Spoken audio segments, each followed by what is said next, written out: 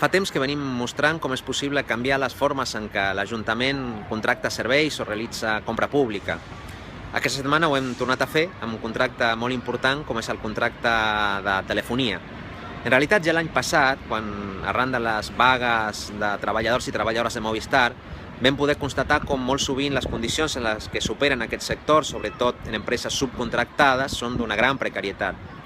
La setmana passada també vam veure el programa Salvados d'en Jordi Évole i allà s'explicava com les terminals mòbils que es fabriquen en l'actualitat molts cops provenen de països llunyans de l'Àfrica i com les condicions de producció d'aquests aparells vulneren obertament drets humans bàsics. Doncs bé, a partir d'aquest contracte i d'aquesta adjudicació, les operadores del sector hauran de corregir aquesta situació. D'entrada, hauran de respectar els convenis laborals del sector, sobretot per les empreses subcontractades, hauran de proporcionar informació sobre l'origen de les terminals mòbils amb les que operen i hauran d'oferir alternatives que siguin més sostenibles i més justes, com són els anomenats Fairphones.